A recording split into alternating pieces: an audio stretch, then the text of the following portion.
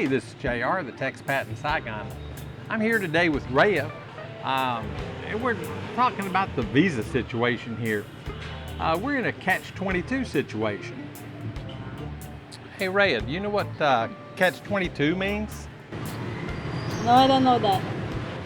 Catch-22 is a phrase that a lot of people use it, but not everybody really knows where it came from. It came from a 1961 novel by a guy named Joseph Heller.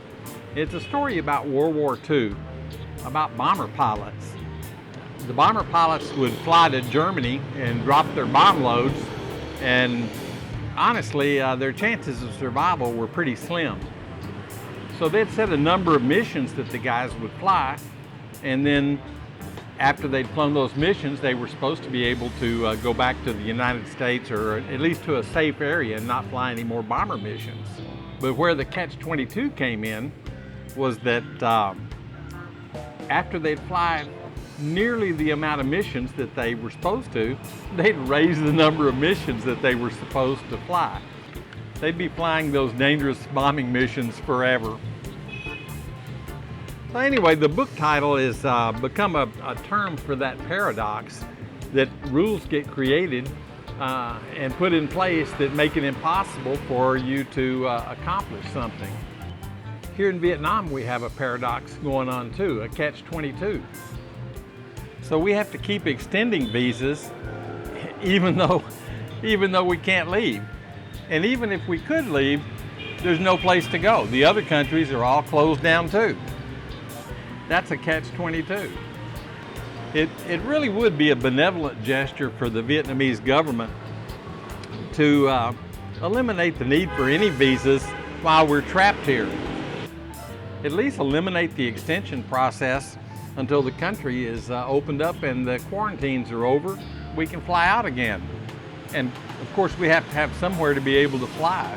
So people that are trapped in this country due to the visa problem are definitely in a Catch-22. Yes, I can see that. The Catch-22 situation is really expensive because we're having to pay for the visa extensions, and the prices are not cheap. Also, it's kind of unfair because these people that are trapped here through no fault of their own. It's not their fault.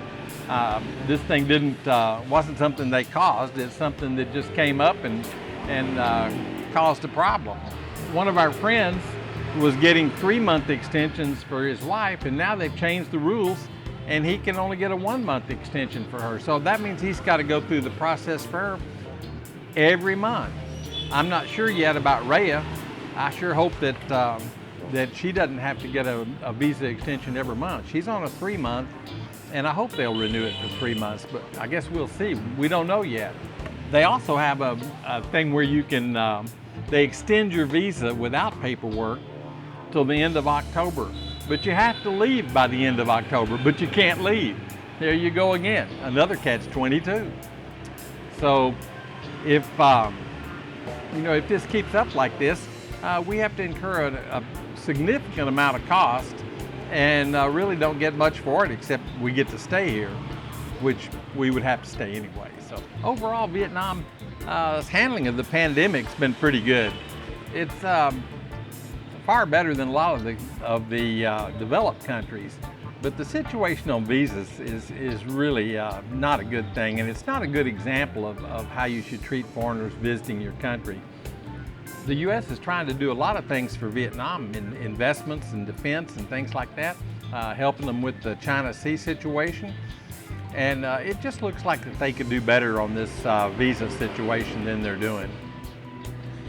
The right thing to do would be to suspend visa requirements until the country's opened up and everything's opened up.